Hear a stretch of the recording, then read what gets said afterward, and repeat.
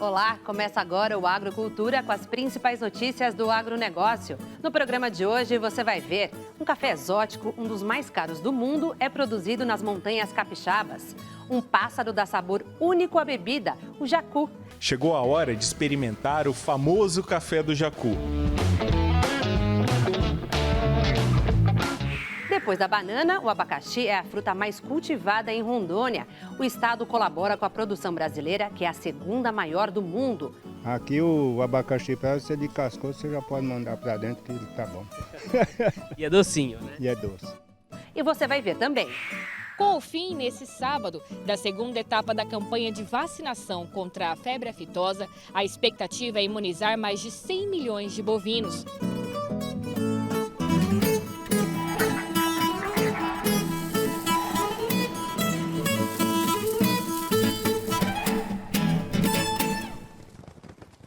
Um café especial, exótico, saboroso e um dos mais caros do mundo é produzido nas montanhas do estado do Espírito Santo. Mas o que torna este café tão especial vendido a preço de ouro? O segredo está aqui, neste pássaro, o jacu. Ele ataca os cafezais, seleciona e come os frutos mais maduros e saudáveis. E depois da digestão, elimina um grão especial único no mundo. A reportagem é de Bruno Faustino e Antônio Dutra.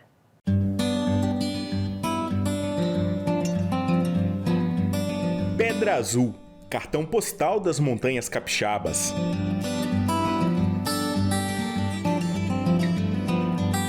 Uma paisagem exuberante. Estamos a 1.100 metros acima do nível do mar, local ideal para a produção de café. A gente tem clima bom, altitude boa, então para o café é maravilhoso. Esta é a Fazenda Camocim. São 150 hectares produzindo algumas variedades de café, entre elas o Bourbon amarelo. Aqui o cafezal divide espaço com a Mata Atlântica. Esse sistema agroflorestal que a gente tem aqui, assim, na região é pioneiro. E a gente é um dos poucos que tem café sombreado, que a gente chama de café sombreado. Então a gente tem árvores nativas da região e a gente tem árvores que a gente mesmo implanta na lavoura, né? Então é assim, é uma coisa que está dando muito bem e está dando muito certo e a gente continua. E aqui no meio da mata a gente até já ouve, tem muitas aves, né? A gente ouve cantos de muitos pássaros. Que pássaros que tem aqui? Ah, tem todos os tipos de pássaros, tucano, bem-te-vi, jacu, bastante. E quem poderia imaginar que o jacu, esta ave de grande porte, plumagem escura e papo vermelho, fosse peça-chave para a produção de um café único, exótico? A Fazenda Camocim ela é cercada de árvore, de mata de todos os lados. Então a gente está num local preservado. Por a gente estar num local preservado, a gente não usa química nenhuma, agrotóxico nenhum. É um local propenso para o jacu. Além do mais, tem o café para ele comer, que é uma fruta, café é uma fruta, e para ele é o ambiente, o habitat natural dele, é o ambiente ideal para ele. Quando a gente plantou café, a gente não plantou café para jacu comer, a gente plantou café para ter produção. Começou a produzir café e o jacu começou a comer café. Ele comer café não é problema, ele comer café. O problema é que ele quebrava galhos de café, ponteiras de café, isso daí é problema. E desse problema a gente arrumou uma solução, que é o café do jacu hoje. E o que é o café do jacu?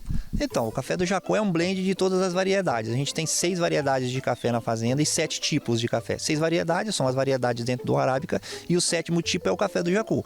Então ele blenda esses cafés, ele come um pouco numa área, um pouco em outra área e ele vai fazendo o café do jacu blendado. A inspiração para a criação do café do jacu veio do Kopi Luwak, da Indonésia. Lá, os grãos são ingeridos por civetas, uma espécie de gato asiático. O Kopi Luwak é considerado o café mais caro do mundo. Ganhou fama em 2007, depois de aparecer no cinema, no filme Antes de Partir. Ainda bebe aquele café sofisticado? Na história, um milionário apaixonado pelo Kopi Luwak descobre pelo companheiro de quarto de hospital a origem do famoso café. Kopi Luwak é o café mais caro do mundo. Alguns acham que ele é bom demais para ser verdade. No povoado de Sumatra, onde os grãos são cultivados, existem os gatos de algalha. Esses gatos comem os grãos, digerem e depois defecam.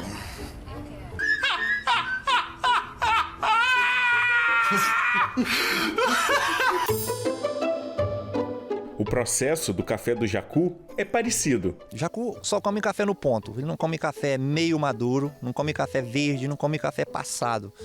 É ele que vai indicar pra gente o momento exato de a gente começar a colher o café. Então o que ele faz? Ele come os melhores grãos. Ele não tem estômago, ele tem papo. Então não fica muito tempo dentro da ave. Ele come, fica pouco tempo e já faz o cocôzinho dele. Fez o cocôzinho dele, a gente encontrou, recolhe, coloca secar, descansa e a gente vai melhorando esse café depois.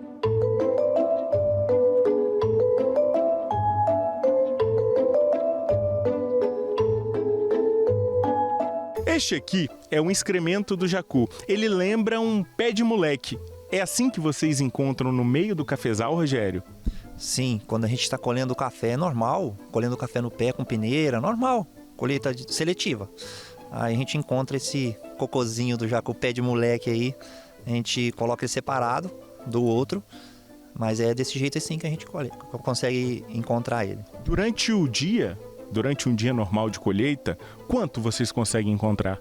Depende. Tem áreas que a gente colhe mais, tem áreas que a gente colhe menos. A gente colhe aí 100, 150, 200 quilos, mais ou menos, por dia. Aí ele só está despolpado, descascado, na verdade, né? O jacu comeu, a casca ficou no papo dele, e ele fez esse cocô aí com o café descascado.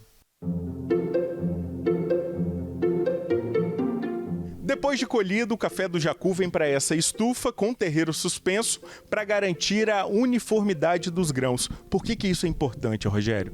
É importante que a gente pega, como está dentro de uma estufa, ele pega calor de cima e vento por baixo. Então o grão consegue secar com uma uniformidade muito boa. E o café fica aqui durante quanto tempo?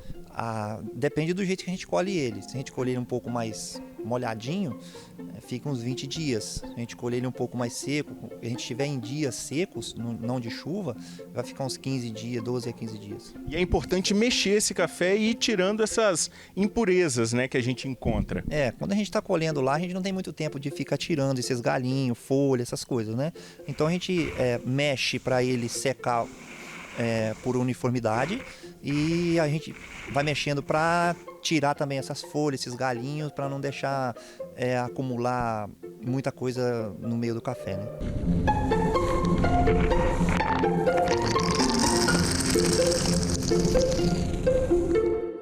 Rogério, a armazenagem também requer um pouco mais de atenção do que o café tradicional, né? Sim, todas as etapas exigem atenção, né? A armazenagem não é diferente. Você tem que guardar o café depois de beneficiado, você tem que guardar esse café numa saca limpa, uma saca própria, com esse saco plástico aqui, que esse saco plástico é uma barreira. Ele consegue manter as propriedades naturais do café, né? E para onde esse café já foi, Rogério? O café está no mundo todo. Atualmente a gente tem café do jacu a pelo menos 15 países do mundo. E tem gente que vem aqui para poder conhecer os segredos e experimentar esse café? A maioria dos clientes, todos os clientes, a gente gosta que vem na fazenda visitar a gente, ver o processo todo, como que a gente faz, para depois a gente fazer negócio com eles. A reação deles é uma reação de surpresa, né? Como que pode uma ave fazer um café com sabor inigualável desse, né? Então a reação deles é o que mais encanta a gente. Beleza.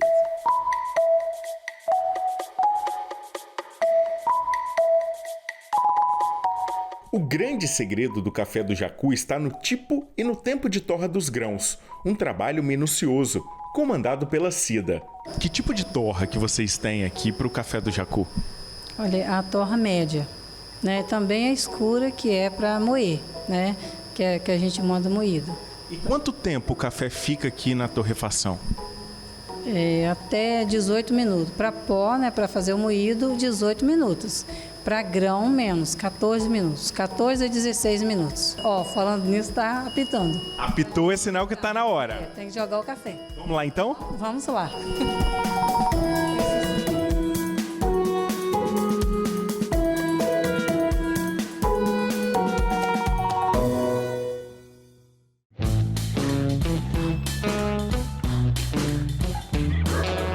Chegou a hora de experimentar o famoso café do Jacu.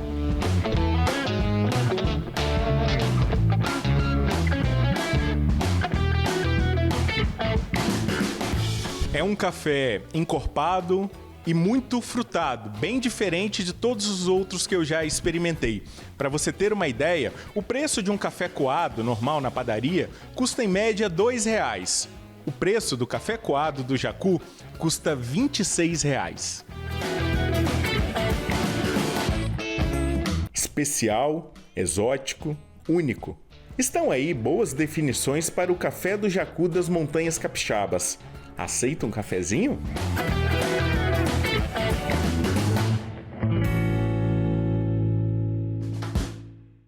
Você vai ver ainda nesta edição a produção de abacaxi em Rondônia. E a seguir, as principais notícias do campo desta semana. O Paraná deve colher 23 milhões de toneladas de grãos na próxima safra de verão. Nós voltamos já.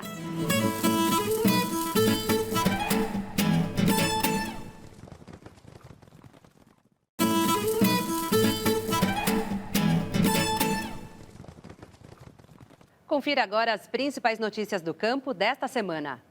Com o fim, nesse sábado, da segunda etapa da campanha de vacinação contra a febre aftosa, a expectativa é imunizar mais de 100 milhões de bovinos. A campanha será prorrogada por 15 dias devido ao excesso de chuvas ou queimadas nos estados do Espírito Santo, Maranhão e nos municípios de Aquidauana, Corumbá, Ladário, Miranda e Porto Murtinho, em Mato Grosso do Sul.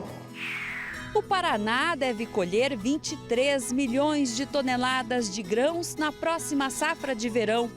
Os cálculos são da Secretaria de Estado de Agricultura e Abastecimento. Se os números se confirmarem, o incremento deve ser de 19% na comparação com a safra de verão 2018-2019, quando foram colhidos 19 milhões de toneladas. Com a melhora climática em outubro e novembro, a safra está praticamente toda plantada. O plantio de soja ocupa 92% da área de grãos plantada em todo o estado, com 5 milhões e 400 mil hectares. Já o milho representa uma área de 355 mil hectares, 7% a menos que na safra anterior. A expectativa de produção é de 13 milhões e 100 mil toneladas. O relatório mais recente da Organização Mundial de Saúde Animal, a OIE, notificou 294 novos surtos da peste suína africana em todo o mundo no período de 11 a 24 de outubro. Destes, 279 são na Europa. Considerando todos os continentes contaminados, a OIE estima que haja cerca de 9.400 surtos. Deste total, 6.083 foram registrados no Vietnã. O levantamento apontou que neste período, 8.175 suínos foram eliminados, sendo 4.127 na Europa e 4.048 na Ásia. China, Estados Unidos e Japão são os principais parceiros do Brasil quando o assunto é agronegócio. Em outubro, a exportação para esses países somou mais de 3 bilhões e meio de dólares, quase 15 bilhões de reais, 1 bilhão de reais a mais do que no mesmo período de 2018. De olho na expansão e em novos mercados internacionais, o estado de São Paulo, responsável por 22% da produção agro de todo o país, irá sediar a primeira feira de agronegócios com foco no mercado externo. A Agro Expo International São Paulo será em novembro de 2020, no Transamérica Expo, na capital paulista. O governador João Dória destacou a importância da China nos investimentos e na balança comercial brasileira. Os chineses vão investir 24,8 bilhões de dólares até 2022. Destes, 20 bilhões de dólares para financiar as empresas chinesas que vão disputar as concessões de rodovias, ferrovias, do metrô, da hidrovia Tietê-Paraná, do Porto de São Sebastião e também do saneamento através da Sabesp. E outros 4,8 bilhões são investimentos diretos de empresas chinesas, sobretudo na indústria automobilística, indústria de transformação, no agronegócio, saúde, tecnologia, educação e também no turismo. O que nós fazemos hoje é tecnologia de ponta. Nós temos o melhor agro do mundo e nós vamos mostrar isso. No ano passado, o agronegócio brasileiro exportou mais de 100 bilhões de dólares, 5 vezes mais do que em 2000. Especialistas no setor afirmam que em 5 anos as exportações podem alcançar 1 trilhão de dólares. Para isso, é preciso alguns ajustes, já que a rentabilidade do negócio agrícola vai além da produtividade e bons preços. Depende também da boa gestão, tolerância às adversidades climáticas e redução de custos. Alguns gargalos são a infraestrutura e logística de transporte para evitar perdas. Os entraves que tem podem ser removidos com boas políticas e com ações concretas que os governos e as indústrias têm que fazer. Vamos ver agora o comentário do engenheiro agrônomo Chico Graziano. A pecuária nacional está super animada e não é para menos. Após alguns anos de preços baixos, o boi gordo teve o preço que foi para as alturas. Quem está puxando a demanda e elevando o preço no mercado é o comércio internacional. Mais uma vez, os países do Oriente Médio e principalmente a China começaram a comprar muita carne bovina do Brasil e isso está fazendo com que os preços subam. Para você ter uma ideia, hoje 40% das exportações brasileiras de carne bovina vão para Hong Kong ou para a China continental. Mas nem tudo são flores. O preço elevado do boi está fazendo com que no mercado interno a carne no supermercado esteja aumentando e o consumidor está reduzindo o seu consumo. Há outro efeito também, o bezerro, que é o mercado de reposição do pecuarista, também subiu muito de preço. Então, o produtor na pecuária ganha quando vende o boi gordo e perde quando compra a bezerrada para fazer a sua reposição. A ministra da Agricultura, Tereza Cristina, disse que os preços mudaram de patamar e não recuarão aos preços que estavam antes no varejo, porque estavam muito aquém do custo de produção da pecuária. Vamos conferir isso em 2020. Uma coisa certa nesse momento para a pecuária nacional. A hora é de investir em tecnologia, aumentar a produtividade e principalmente investir em qualidade da carne. Quem fizer isso vai se sair bem. E veja a seguir, Rondônia é destaque nacional na produção de abacaxi. Voltamos já já.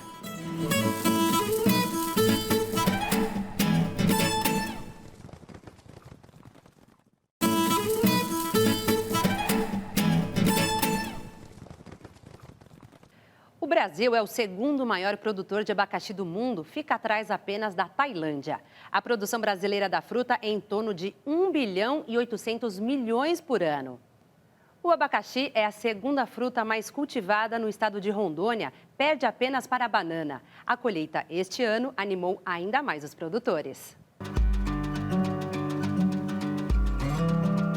Colorido, nutritivo, saboroso. O abacaxi rende bons frutos para o Brasil. Segundo o maior produtor do mundo, são produzidas mais de 1 milhão e 600 mil toneladas por ano, em 45 mil hectares de área plantada. A Tailândia está em primeiro lugar, com quase 2 milhões de toneladas. No ranking nacional, a liderança é do Pará, seguido da Paraíba e Minas Gerais. Juntos, os 3 estados respondem por mais de 50% da produção nacional. O abacaxi é a segunda fruta mais cultivada em Rondônia. São quase 700 hectares de área plantada. Só perde para a banana, com mais de 8 mil hectares. O plantio é indicado especialmente entre o período seco e início do chuvoso, mas com irrigação adequada, pode ocorrer em qualquer época do ano. O abacaxi ele é muito interessante porque você consegue aí no prazo de 1 ano e meio já estar colhendo os frutos, desde que você trabalhe com muda sadia, faça um plantio adequado, e com 12 meses provavelmente você vai estar induzindo ele com um indutor para que você faça uma colheita padronizada, porque se não tiver a indução, o abacaxi ele pode dar um fruto aqui e outro ali e acaba despadronizando depois na hora da colheita. A indução floral é feita por reguladores vegetais, hormônios que induzem o florescimento do abacaxi e permitem um planejamento da colheita dos frutos.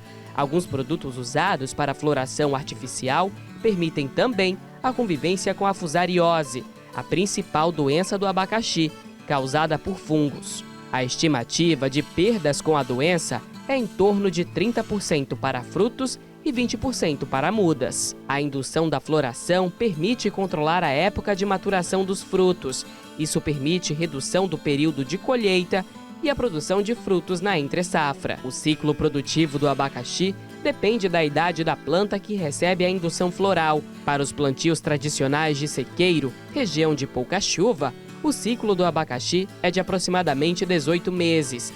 Já nos plantios irrigados, esse ciclo pode ser reduzido para 14 a 15 meses. Dá para olhar na parte interna da folha do abacaxi, quando ela estiver vermelhinha, arroxeada, é o momento de fazer a indução. E depois, no prazo de 6 meses, os frutos já vão estar prontos para serem colhidos. Inclusive, numa situação dessa de indução, a gente consegue ter frutos o ano inteiro, porque você padroniza a lavoura para ter frutos praticamente o ano todo, né? E então você vai ter frutos na época onde todos terão e você vai ter frutos numa época onde poucas pessoas vão ter. E numa situação dessa onde falta produto no mercado, você consegue o preço um pouquinho melhor no produto. O seu José está colhendo os frutos do trabalho, se dedica há anos à produção do abacaxi. Começou com apenas 200 mudas. Hoje, são 70 mil pés espalhados por 27 mil metros quadrados. A propriedade do seu José fica localizada aqui às margens da rodovia estadual Everaldo Góes. A característica marcante não está apenas no sabor do fruto produzido por aqui, mas também na importância que representa para o mercado local. Foi a plantação que acabou batizando a região, a famosa curva do abacaxi. Para a lavoura garantir bons resultados, seu José substitui cerca de 25 mil pés por ano. Para 2020, espera a produção de 45 mil pés. Em época de baixa produção, colhe pelo menos 150 frutos por dia. Os resultados são gerados pelo trabalho em família. Tem meu filho que produz e a minha companheira, minha velhinha também ajuda. Agricultura familiar em alta. Isso. Em época de colheita, a atenção deve ser redobrada. Para não se machucar com as folhas pontiagudas, há alguns cuidados especiais. Em primeiro lugar, você tem que usar isso aqui, senão seus dedos vão de embrulho. Ao contrário, você pega uma fruta que nem essa aqui que está já em ponto de colheita, então a gente vai fazer o jeito de colher ela é aqui, ó. Você leva a mão embaixo aqui para não quebrar o pé. Aí se forçou ele aqui, ele quebra. E esse abacaxi aqui, ele tem uma segurança que ele não rebenta o fundo dele. Quando ele rebenta, ele vaza a água e logo apodrece. Esse é o pérola. Como é que o senhor faz para ter certeza que está no ponto correto de colher? Tem uma característica especial que a fruta já vai apresentando? Tem. A característica é essa aqui. Quando ele é todo verde, quando ele começa essas pintas amarelas, você pode colher ele. Quando você colhe ele atrasado, ele já está maduro, né? Mas aqui o abacaxi, para você descascou, você já pode mandar para dentro que ele tá bom. E é docinho, né? E é doce. A área plantada de abacaxi em Cacoal é de 93 hectares. 930 mil metros quadrados. A fruta da região abastece o mercado cacoalense, além de seguir viagem para mercados de Manaus. Nossa demanda está muito alta por frutas aqui. Então, assim, nossos produtores estão se adequando a essa realidade ainda. Então, assim, tem uma determinada época do ano, o Natal mesmo, é uma época que tem uma demanda muito alta, uma procura muito alta dessa fruta, e a demanda ainda não está adequada totalmente. Márcio percebe na atividade da frutaria a oportunidade de fomentar a economia regional. Cada vez mais dando credibilidade aos produtores locais pela qualidade que está tendo aqui no nosso estado de Rondônia, graças à tecnologia que estão trazendo também para o plantio, e também cada vez mais incentivando esse plantio. O abacaxi é a fruta mais industrializada do mundo. Com ele se faz suco, compota, sorvete, gelatina, geleia, licor, vinho e até cachaça. A polpa tem vitaminas A, B1 e C, potássio, cálcio e magnésio. Além de nutritivo, proporciona vários benefícios à saúde. O abacaxi é uma fruta tão rica e nobre, contém bastante minerais, bastante nutrientes, que ela já vem até com coroa, né? Ele tem uma ação diurética e esse poder dele é magnífico, por conta dele ter bastante fibras, nutrientes, ferro, cálcio, vitamina A, B e C. E ele auxilia, né, principalmente as mulheres que estão na TPM, as gestantes, por conta dessa ação diurética dela e ele não ser tão calórico, né? Isso ajuda muito. Comer um abacaxi geladinho, quem não gosta, né?